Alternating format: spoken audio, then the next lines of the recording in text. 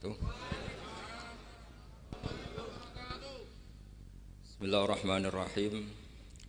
Rabbi shrah li sadri wa yassir li amri wa hlul 'uqdatam min lisani yafqahu qawli. Allahumma shalli wa sallim wa barik ala habibika Mustafa Muhammadin wa ala alihi wa sahbihi asma'in. Amma ba'du. Ingkang sangat kula hormati Ki Haji Agus Maksum Fatoni sedanten jamaah hikam ingkang kula hormati. Iki kula boten ngertos acara napa. Iki acara napa niki?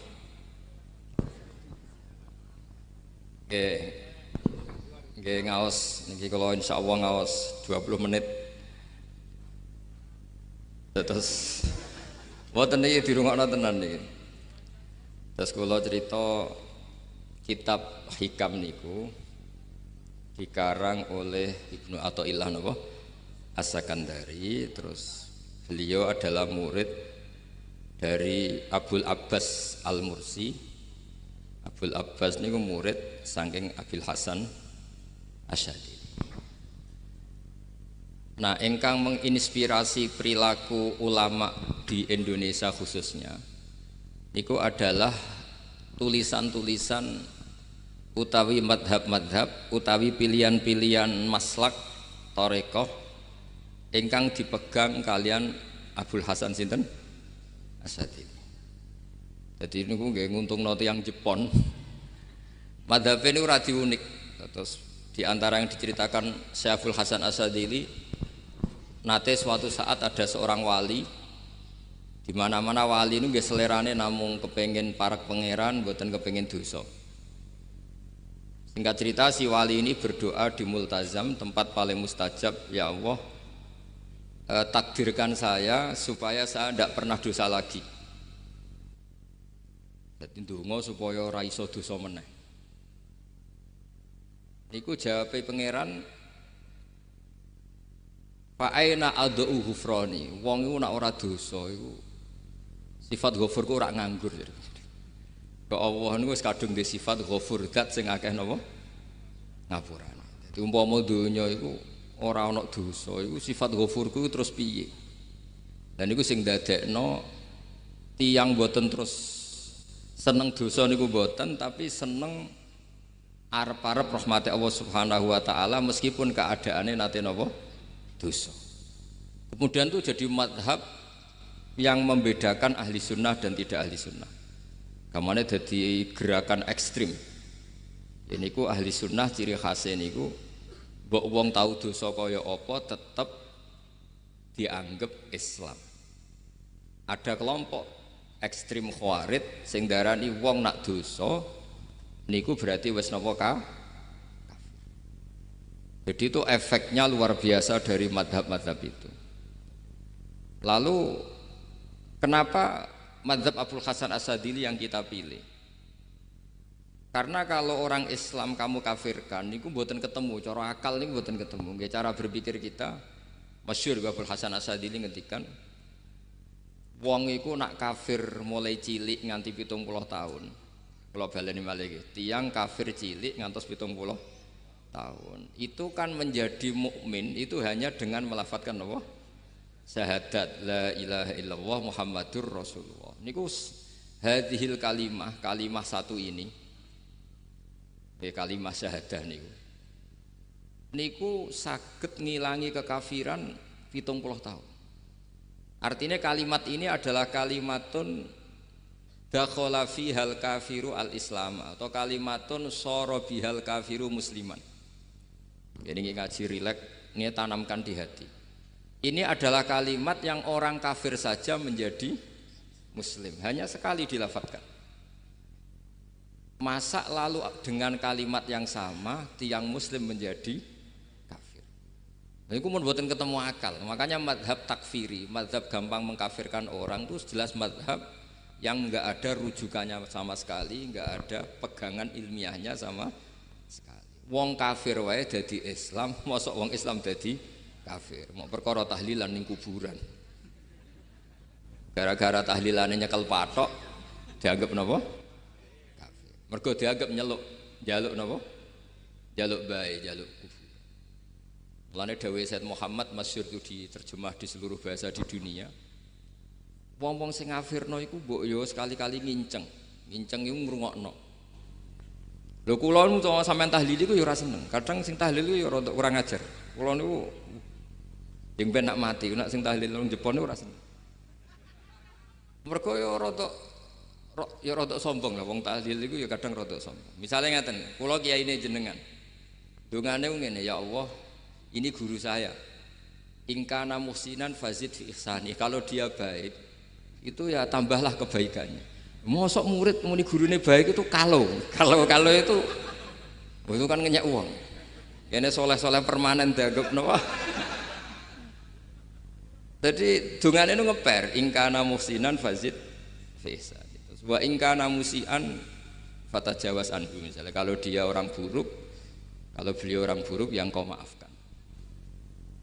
Maka orang-orang di luar sana yang mengatakan andekan tahlil itu baik pasti dilakukan sahabat, itu logika yang keliru. Sahabat gak mungkin kan nahlili Kanjeng Nabi ngendikan ingkana musinan, sido kafir ngoten iki mboten. Lah wong Kanjeng Nabi kok apike di ngendikano ingkana ini kok kafir. Wong Nabi kok ingkana andai. Saiki pertanyaannya gini, kita sebagai kiai, sebagai guru ku murid nak tahlil ya rada kurang ajar sithik. Wong gurune kok diomongno ingkana musinan ambek ingkana musian. Nah pertanyaannya gini, lepas dari kowe rada kurang ajar lah. Dalam tahlil itu rada kurang ajar karena nyebut guru ora qad kana musinan tapi ingkana musinan. Maksudnya kalau sampean sebagai murid kan menapa qad kana musinan. Guru saya benar-benar orang baik, bukan ingkana andekan orang baik. Tapi ada satu kepastian bahwa ini tidak minta sama mayit. Jadi tujuan kalau kita minta mayit itu salah sama sekali. Wong kita datang ke kuburan malah memintakan ampunan untuk mayit. Kok iso darani njaluk iku piye? Ya mergo mau didelok kok adoh, ketoke ngatong ya berarti njaluk. Lah ya wong fatwa kok mau berdasar inceng-incengan kok adoh niku. Iku ora jelas ya fatwa ini. Paham gitu. Terus jenengan kudu yakin, enul yakin bahwa mazhab kita itu yang benar bahwa tahlilan di kuburan tidak kafir karena tidak minta ke mayit malah memintakan untuk mayit atau memintakan ampunan untuk mayit. Cuma redaksi sing rontok-rontok ngoten niku dikurangi lah. Nak kangge guru niku nggih dikurangi lah, dikurangi. Ya Allah, jenengan Maha Pengampun, kula suwun guru kula jenengan ampuni. Jadi ampun ngangge donga sing teng salat mayit. Nah salat mayit itu kan memang ada sanatnya, memang semua bentuknya seperti itu. Tapi nak ning kuburan kalau betul nanti itu ngotong Mbah Mun ngoten, ya Allah ini guru saya, engkau anugerahkan beberapa ilmu, beberapa amal yang manfaat untuk orang banyak. Kula suwun jenengan tampi, jenengan dat sing Maha Pengampun, jenengan ampuni. Tapi betul ngangge ingkana itu, angen-angen muga aku dadi kiai ini tersinggung. Murid orang ajar, masuk darani gurune apik iku andekan. Ya tapi berhubung ra paham ya alhamdulillah ya Dok. Tahlil yang Wali Songo ya banter-banter nganggo mic. Lah sing kene paham ya rada risi, piye? Wali Songo darani ingkana iku piye wae. Dadi niku mareni, mulane kula suwun nak tahlil nyewa kiai sing alim lah ben rada bener, ben rada bener. Tapi ampun nyewa kula mboten purun. Kula nu gadah pondok lah dadi mboten saya masyhur susah diundang orang kecuali yang ada hubungan guru, hubungan sarang. Karena beliau lama sekali ngajar di MGS, beliau Gus Maksum itu lama ngajar di MGS. Jadi saya itu hanya datang di orang-orang yang pernah khidmah di sarang, terus yang pernah keluarga sepuh. Saya datang ke Jakarta ke Pak Quraisy Shihab itu ya karena Pak Quraisy itu lama sekali bikin diskusi tafsir.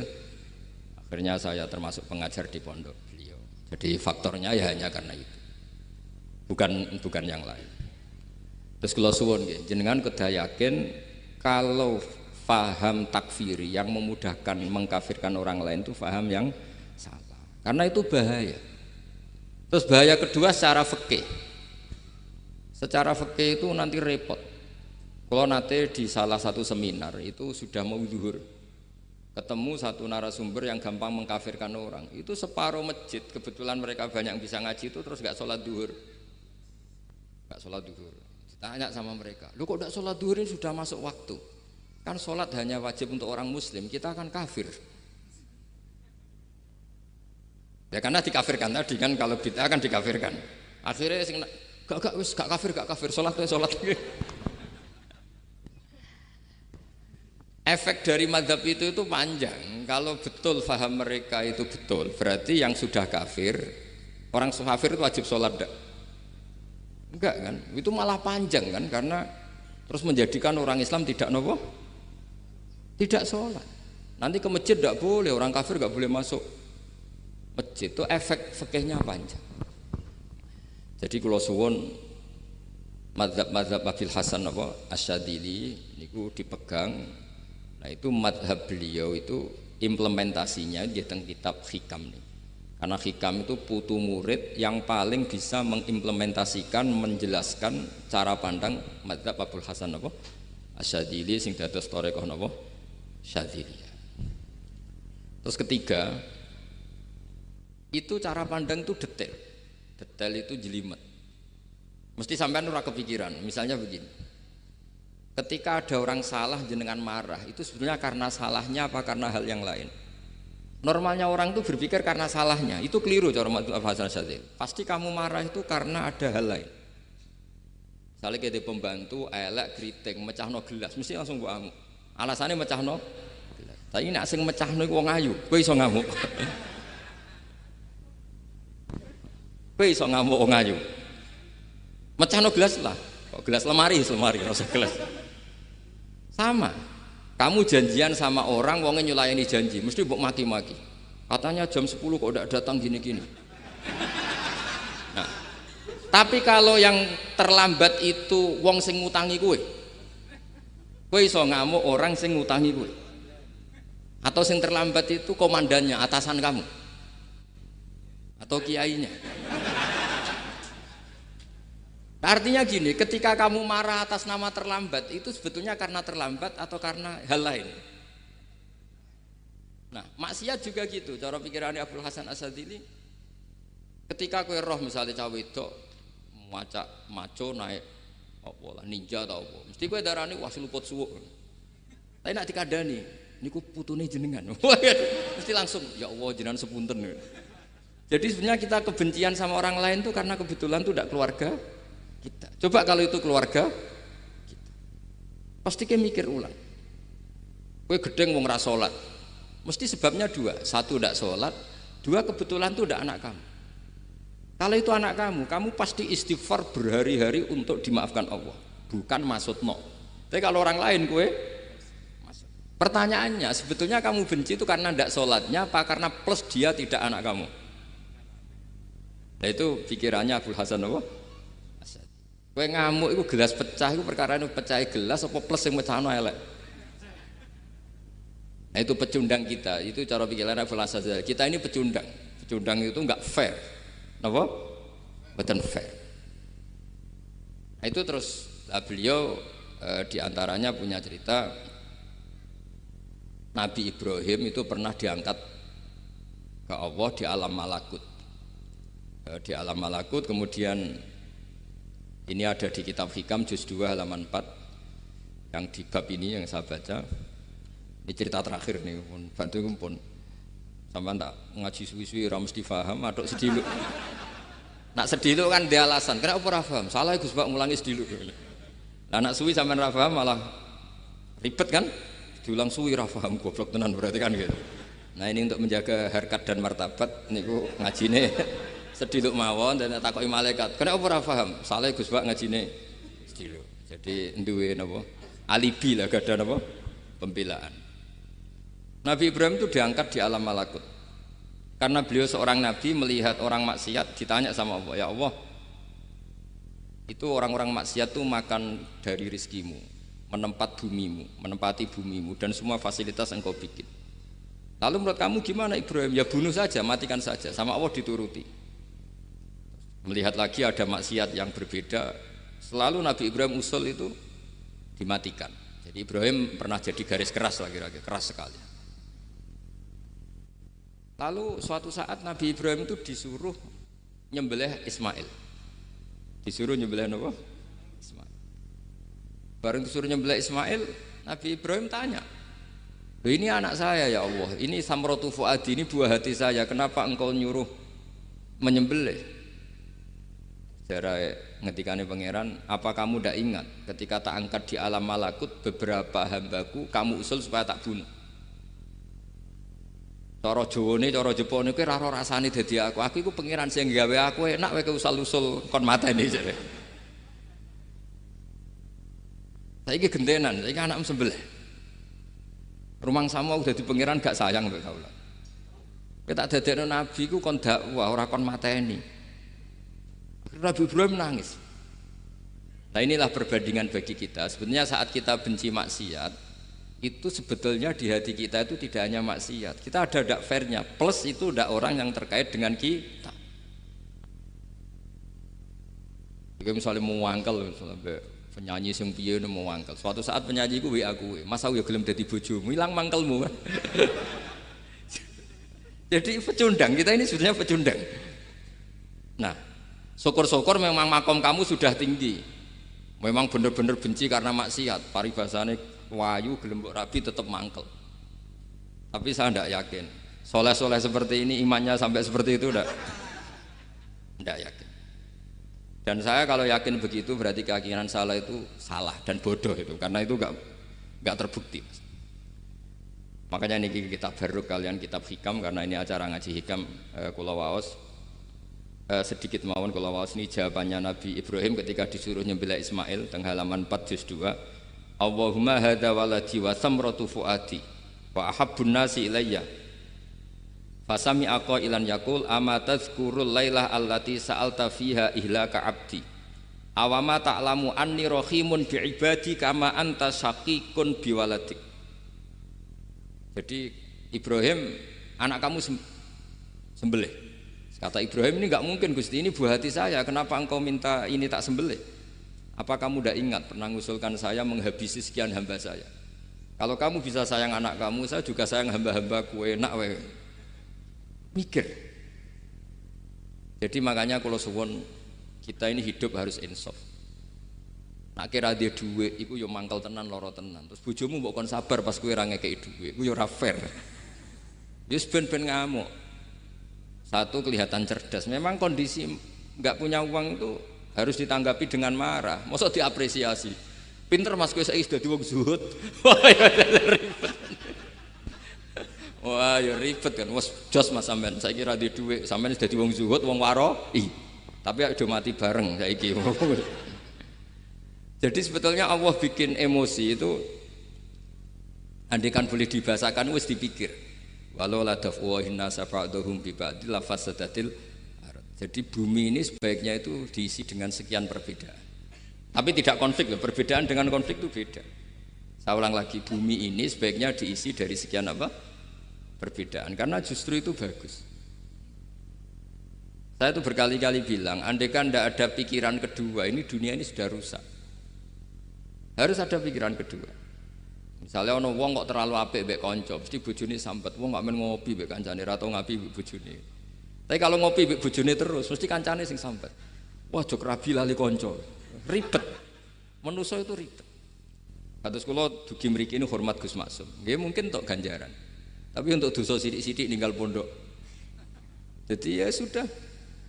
Ya mau tidak mau, karena memang hidup itu tidak banyak pilihan. Ada orang sering ibadah di masjid, sholat, itu ya bagus. Tapi dia pasti tidak baik dalam sistem sosial. Umpama wong soleh kabeh ning masjid, itu donya akeh sing mati. Karena tidak ada tim SAR paling murah. Loh iya kan, wong kecelakaan itu penolong pertama itu orang yang di masjid apa sing tukang ning dalan-dalan. Artinya sing nang masjid iktikaf mesti ra duwe ganjaran nulung wong kecelakaan.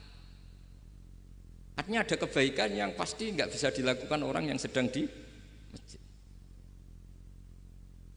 Andekan yang di jalan tuh orang-orang soleh itu wah dunya sebaldatun thayyibatu wa rabbun ghafur. Loh ya betul, Nabi pernah ditanya sahabat, ya Rasulullah kita ini senengane ngegeng di jalan. Ya kata Nabi ya sudah nggak apa-apa, asal a'tut thoriq haqqaha, ya kamu memberi haknya jalan. Apa itu? Amar ma'ruf nahi mungkar. Maksudnya nahi mungkar gini, misalnya di bus itu ada orang soleh mayoritas, itu sing nyopet ya wedi, mergo mesti ditabuki wong akeh. Kalau yang di perapatan wong soleh kabeh sing beda itu ya isin. Mergo sing perapatan wong soleh kabeh. Lah masalah iki ra soleh kabeh, mari ribet kan gak soleh kabeh. Jadi sebetulnya Indonesia itu aman kalau yang di jalan tuh soleh semua karena perempuan lewat gak diganggu. Ada copet gak berani, semuanya aman. Maka di Islam itu menyebut kebaikan itu jumlahnya banyak sekali. Tidak bisa kamu wah hebat-hebatnya wong sing ning masjid terus, tidak bisa seperti itu. Andai kan semua orang di masjid, nah ono kecelakaan pertama yang nolong siapa? Nah ono wong goleki alamat tuh takok sapa kabeh ning jero masjid. Ribet kan? Nah, makanya ini Quran bikin aturan wala taq'udu bikulli siratin tu'iduna wa tasudduna an sabilillah. Yang enggak boleh itu duduk di jalan sambil mengganggu atau mengancam hal-hal yang baik. Tapi kalau duduk di jalan justru membantu hal-hal yang baik, maka ini disyariatkan oleh Islam. Jadi ini kita harus mulai mikir ya. Jadi walhasil ngendikane kitab Hikam, bayangkan yang maksiat itu anak kamu, istri kamu. Pilihan kamu itu memaafkan dan minta dimaafkan oleh Allah. Tapi ketika orang lain kamu minta supaya dilaknati Allah, ini tidak fair. Jika kita diajari guru-guru kalau minta ampun ighfirli wali walidayya wali jami'il muslimina wal muslimat. Masih dikata wali jami'il muslimina wal muslimat wal mu'minina wal mu'minat. Itu filosofi yang luar biasa, kata jami' semuanya ya Allah engkau maafkan. Bukan keluarga saya tok, siapapun yang berkontribusi terhadap Islam ini engkau maafkan. Begitu juga di muqaddimah khutbah kula suwun harus ditradisikan wala alihi wa sahbihi ajmain. Kata ajmain ini kata pembeda. Mungkin orang baca hanya rutin, tapi kita yang nekuni ilmu, ajmain ini kata kunci. Fa inna ahlas syiah akramu sahabiyan wa ahanu sahabiyan akhar.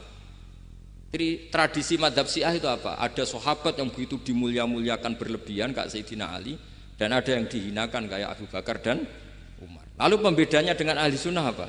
Kita menghormati sahabat wa sahbihi ajmain. Jadi hadhil kalimah kalimatun fariqah. Ini kalimah pembeda. Jadi ajmain mboten kalimah rutin terus ono jimate ono kasiate niku mboten.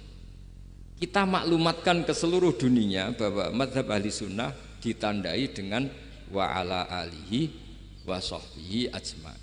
Makanya dawuh Mbah Hasyim wa nukrimu ahlal bait wa nukrimu jami'a ashabar Rasulillah sallallahu alaihi wasallam. Wa nukrimu jami'a ashabi Rasulillah sallallahu alaihi wasallam. Ciri utama mazhab ahli sunnah apa? Menghormati keluarganya Nabi dan menghormati seluruh, ada kalimat apa? Seluruh sahabat. Jadi kata ajma'in itu kalimatun fariqah atau kalimatul fasl. Kalimat yang membedakan mana mazhab Syiah dan mazhab ahli sunnah napa? Itu kalau jenengan ngaji teng Gus Maksum napa teng Ki Haji Maksum di antara mazhabnya sinten? Nabi Ibrahim yang diceritakan Abdul Hasan apa? Asyadili, kebencian kepada maksiat, kita semua pasti benci maksiat. Tapi gak fair kan, yang satu kamu laknati, yang satu kamu doakan. Ujung-ujungnya apa? Ada unsur hadun nafsi. Kalau yang terkait dengan jenengan mbok dongakno di sepuro, nah yang gak ada terkait mbok pasutno. Ini kan gak fair, padahal sama-sama apa? Maksiat.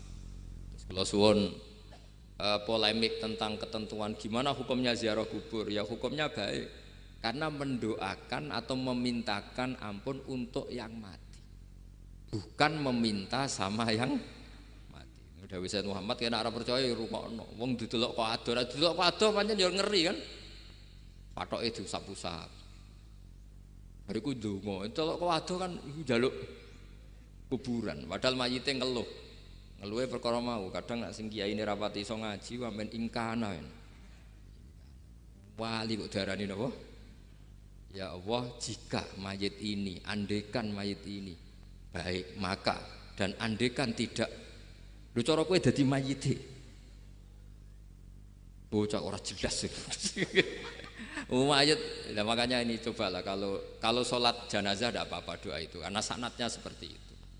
Kalau doa guru ya diatur-atur yang baik lah, langsung mawon ya ghafiratunu wal khotiat gini-gini, saya mohon beliau amal baiknya jangan terima, amal buruknya jangan ampuni karena guru juga manusia tidak nabi. Boten terus apa pakai apa ingkana. Oh apa nggih tabarruk. Nah, mulane itu setelah peristiwa ini Nabi Ibrahim ngendikan faman tabi'ani fa innahu minni wa man asoni fa innaka ghafurur rahim. Ya Allah, orang yang ikut saya ya pasti bagian dari saya. Artinya harus berhak mendapat syafaat. Tapi orang yang sedang tidak taat sama saya, kula suwun beri hak untuk tobat. Jadi ghafur itu artinya ya kasih waktu lah Gusti untuk tobat. Sehingga umat ini enggak berhenti berharap supaya yang sedang maksiat pun kita selalu berharap suatu saat pasti tobat. Kita berharap la'allahum yarji'un, la'allahum yantahun. Quran sendiri menghadapi orang-orang maksiat masih selalu diberi harapan la'allahum yarji'un, la'allahum yantahun. Ya tentu dengan sekian mauidhah, sekian hikmah, sekian amar ma'ruf nahi mungkar. Yang jelas kita sebagai ahlul ilmi ini tidak punya sanad model keras. Karena semuanya ini proses. Sama nggak bisa niru Nabi itu kan dulu perang Gus. Loh Nabi perang dulu itu enak. Enaknya itu Nabi mesti bener, musuhnya mesti salah. Itu Abu Jahal CS. Saiki kowe perang kowe ora mesti bener. Musuh ora mesti salah. Terus kok ape tegas piye oleh tegas wong padha ora jelas. Riyen tegas kan gampang, Nabi mesti bener, musuhnya mesti salah. Kan penak. Anak sampean, wah sampean masih macake santri ini. Cara tukaran mbek tanggamu ora mesti tak bela. Ya mergo ora mesti bener. Wong bapak anak cerita kula, ana imam masjid sepuh, istiqomah geger mbek pengurus takmir. Ya kadang bener sing canom-nom.